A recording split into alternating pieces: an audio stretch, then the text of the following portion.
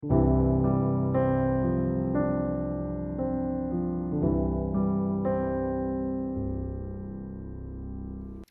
안녕하십니까. 오늘도 하나님을 사랑하는 마음으로 이 자리에 함께 동참하고 계시는 여러분들을 주님의 이름으로 진심으로 환영하고 사랑합니다.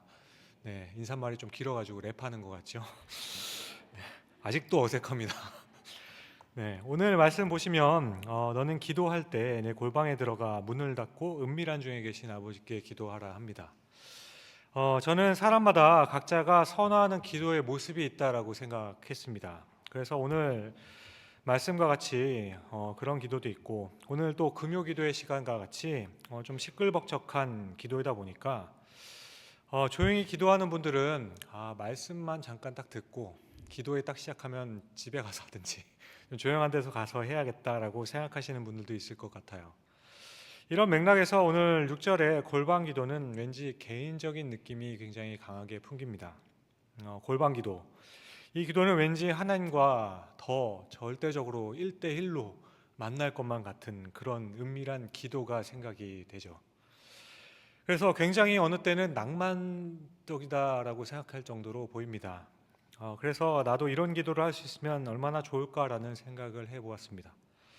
그러면 여러분 한번 여쭤보겠습니다. 나는 지금 골방 기도를 하고 있다. 네, 네. 몇 분이 있으신 것 같아요. 눈으로 이렇게 하셨는데 골방기도 되게 뭔가 이렇게 했으면 좋겠다라는 생각을 많이 하긴 하는데 실제로는 참 하기 쉽지 않은 기도인 것 같아요. 왜 그럴까? 현실이 그렇습니다. 우리가 살아가는 그 현실이 좀 바빠요. 보세요. 제가 집에 있다가 또 제가 집에 있는 이 시간에 누가 같이 있습니까? 저와 아내와 아이 둘이 같이 있죠. 집에 있는 시간에는 가족들이 다 있는데 갑자기 제가 아이들과 아내에게 나는 이제 골방 기도할 테니까 문을 닫고 들어갈 테니까 지금부터 조용히 하라고 이렇게 이야기를 하면 문을 딱 닫고 들어가면은 얼마나 가족들이 황당하겠습니까?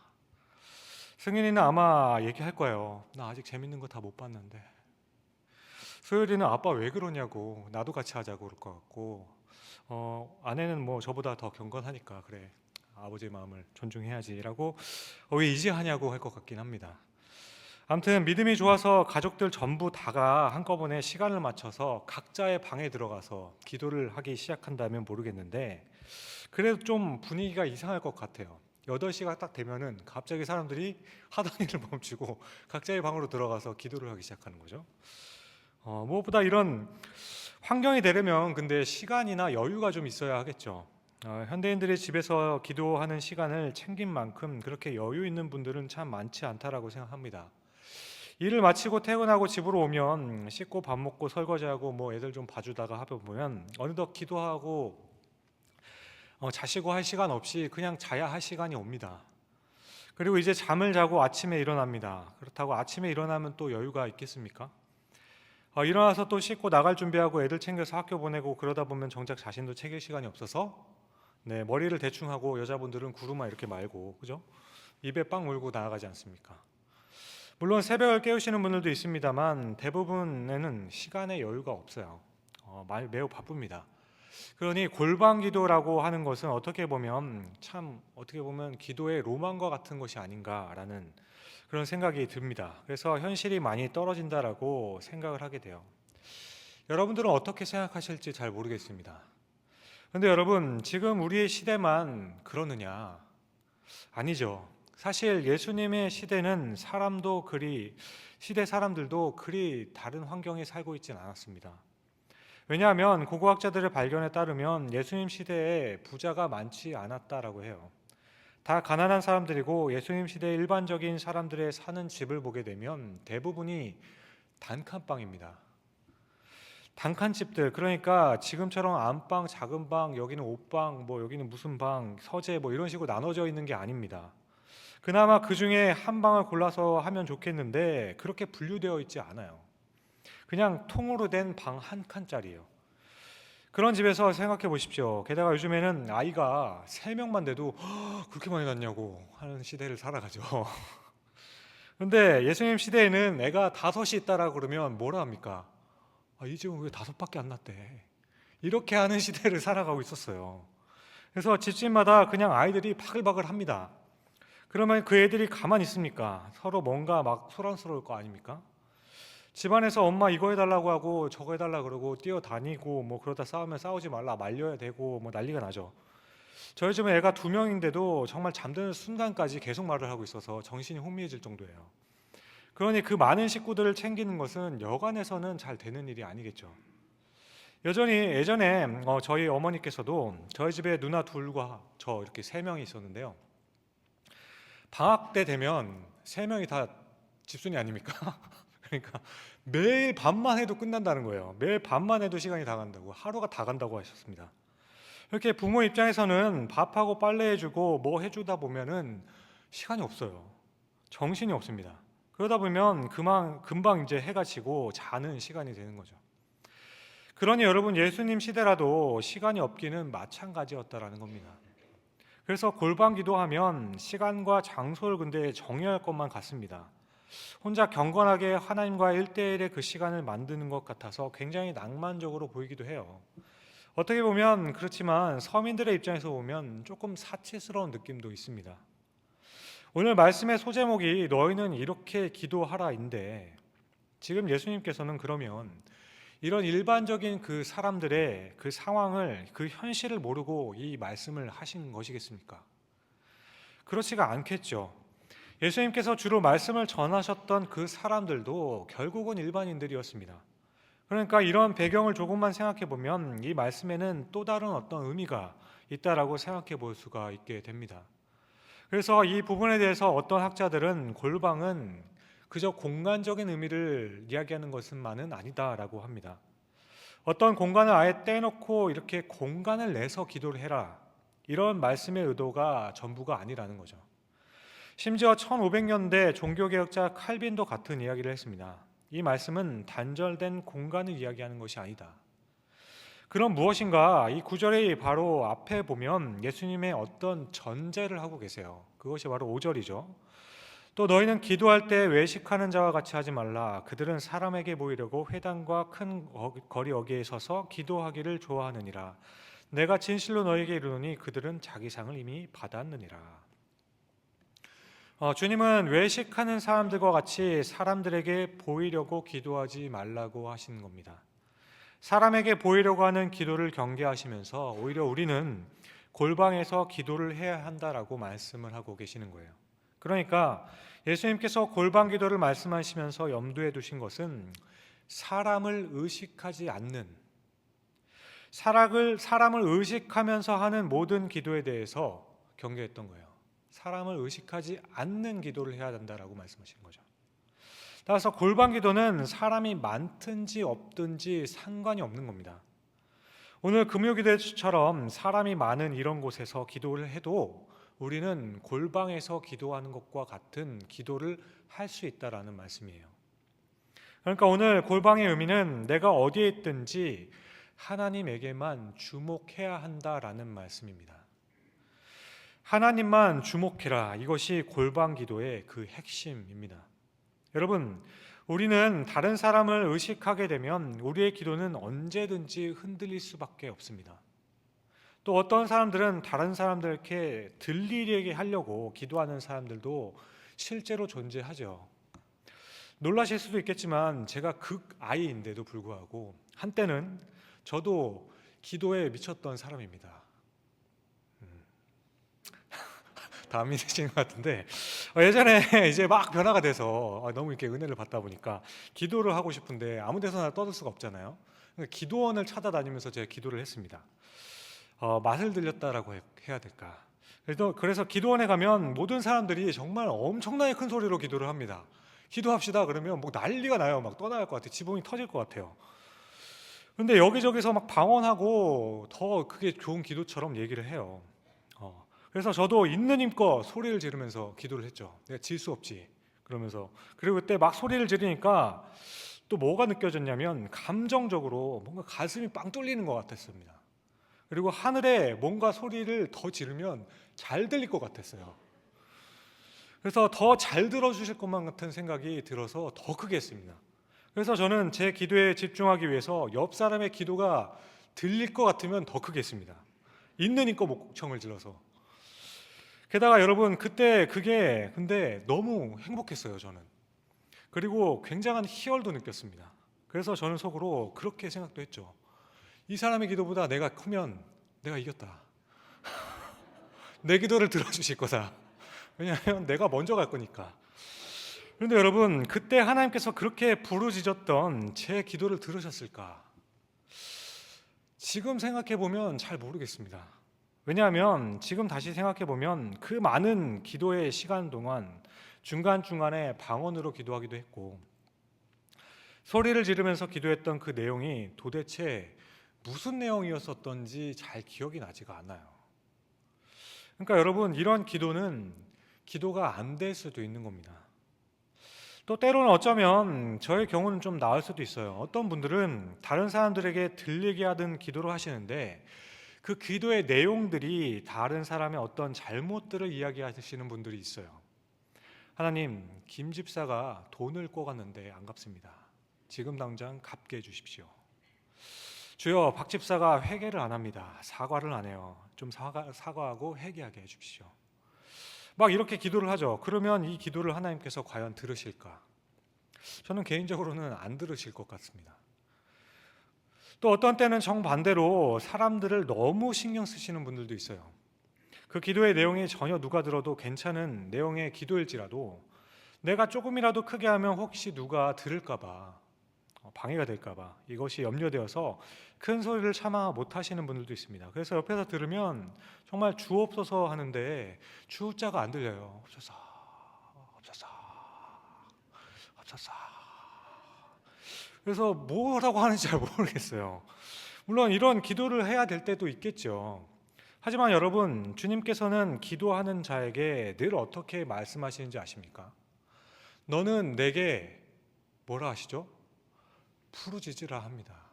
너는 내게 부르짖으라.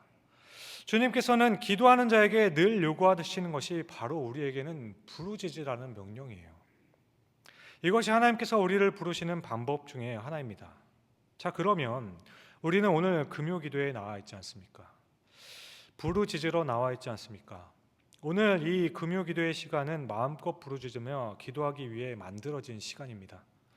여러분, 부르짖을 때는 부르짖어야 해요. 주변 사람들이 내 기도를 들으면 어쩌지가 아니에요. 그래서 찬송도 엄청 크게 하잖아요. 함께 부르짖으며 마치 합주를 하는 것처럼 예수님께서 들으실 때에는 마치 합주가 되는 것처럼 하나님 앞에 나아가는 겁니다. 다른 사람들이 내 기도를 들을까 봐 신경 쓸 일이 아니에요. 하나님이 내 앞에 계시다고 생각하고 골방 기도를 생각하며 지금 하나님이 내 앞에 계시다 생각하면서 부르짖는 겁니다. 나만의 소리를 내야 하는 거예요. 물론 이때 크게 하느냐 작게 하느냐 그 문제가 중요하지 않을 수도 있습니다. 오늘 말씀은 장소가 어디든지 주변 사람들이 있든지 없든지 기도할 때에는 하나님께만 집중하라는 그 말씀이 강조점입니다. 그렇게 기도할 때 여러분 생각해 보십시오. 우리가 기도하는 하나님은 어떤 분이십니까? 누구라고 우리는 고백하고 계십니까? 오늘 말씀은 무엇라고 강조하고 있는지 보십시오. 오늘 본문 6절이죠. 너는 기도할 때 내 골방에 들어가 문을 닫고 은밀한 중에 계신 내 아버지께 기도하라. 은밀한 중에 보시는 내 아버지께서 갚으시리라. 기도할 때 내 골방에 들어가 문을 닫고 은밀한 중에 계신 내 아버지께 기도하라. 내 아버지께, 내 아버지께. 은밀한 중에 보시는 내 아버지께서 갚으시리라. 무엇이 강조되고 있습니까?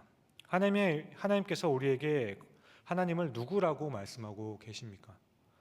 아버지입니다. 누구의 아버지입니까? 내 아버지입니다. 내 아버지입니다. 여러분, 어떤 자녀가 갖고 싶은 장난감이 있었습니다. 그래서 매일 아빠가 퇴근하기를 기다리면서 아빠가 돌아오면 찾아와서 이야기를 합니다. 아빠, 나 장난감 이거 사주세요. 매일같이 아빠 저거예요. 저거 산정에 나오는 거 저거요. 자기 친구들이 하나씩 갖고 있는 그 장난감을 계속 가리켜요. 그런데 가정 형편이 어렵죠. 그래서 아빠는 고민을 해요. 하지만 아이는 그런 것을 모르죠. 그래서 매일 아빠를 볼 때마다 조릅니다. 그러니까 이때 아이는 어떤 생각을 하는 것이죠? 아빠는 모든 것을 나에게 해주실 수 있다. 나는 돈이 없지만 아빠는 돈이 있으니까 사줄 수 있는 능력이 있을 것이다 생각하는 거죠. 그러니 여러분, 그래요. 이것이 아빠의 마음이죠. 재정적으로 여유가 있으면 당연히 사주겠죠. 아니 뭐 여유가 없어도 자녀가 이렇게까지 이야기를 하면 어떻게든 사주려고 하는 것이 아버지의 마음 아니겠습니까? 그렇습니다. 인간 아버지도 그래요.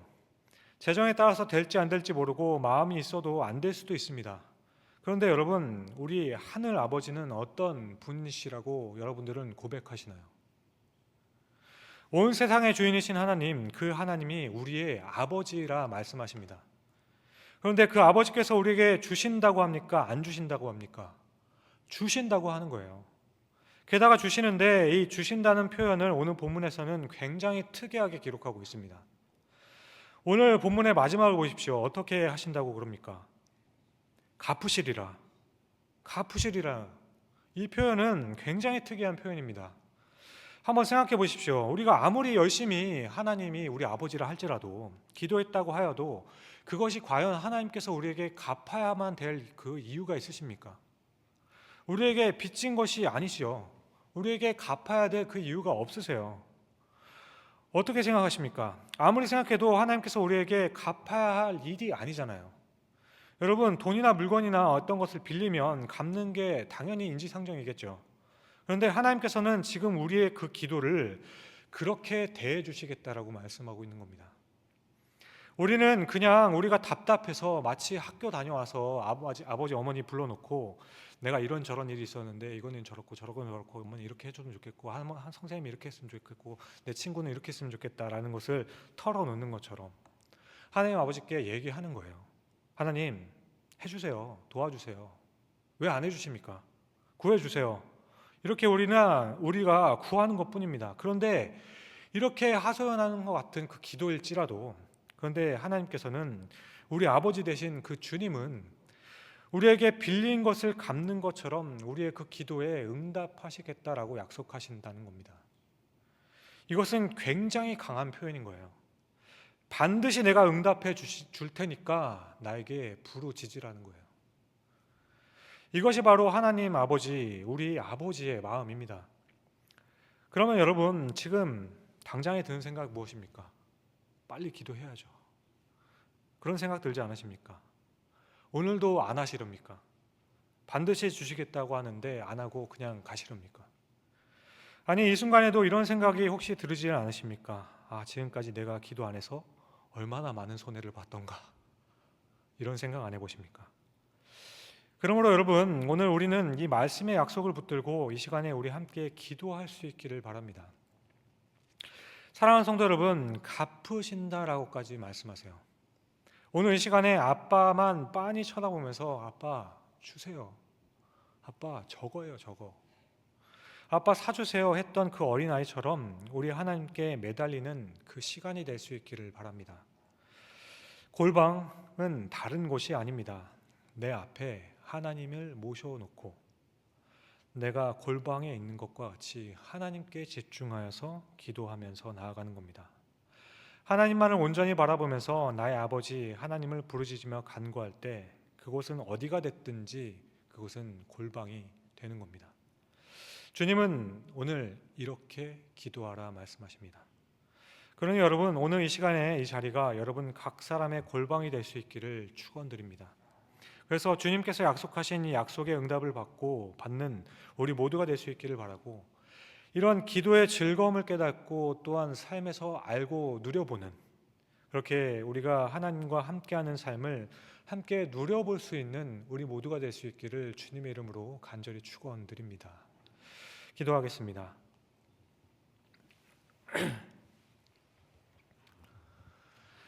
사랑과 은혜가 풍성하신 주님, 오늘 나의 아버지께 기도하러 왔습니다. 주님은 저에게 말씀하셨습니다. 내가 누구냐? 내 아버지. 내 아버지라 말씀하십니다. 골방에서처럼 하나님께 부르짖으며 하나님께 간구하며 우리의 마음의 소원을 토로하며 우리의 마음의 답답한 것들을 하나님께 내어놓으려 합니다. 주님, 이 시간 우리의 기도를 갚아주시는 하나님께 기도하려 합니다. 하나님이여, 이 자리에 있는 우리가 이 자리를 골방으로 삼아서 오로지 하나님만을 바라보며 기도하는 이 밤이 될 수 있게 하여 주시옵소서. 주님의 응답을 확신하며 우리가 주 앞에 한 걸음 한 걸음 나아갈 수 있도록 우리에게 용기를 허락하여 주셨고, 아버지 부르짖을 수 있는 우리의 마음을 허락하여 주시옵소서. 감사합니다. 이 모든 말씀을 우리의 생명이 되신 귀하신 예수 그리스도의 이름으로 감사하며 기도드립니다. 아멘.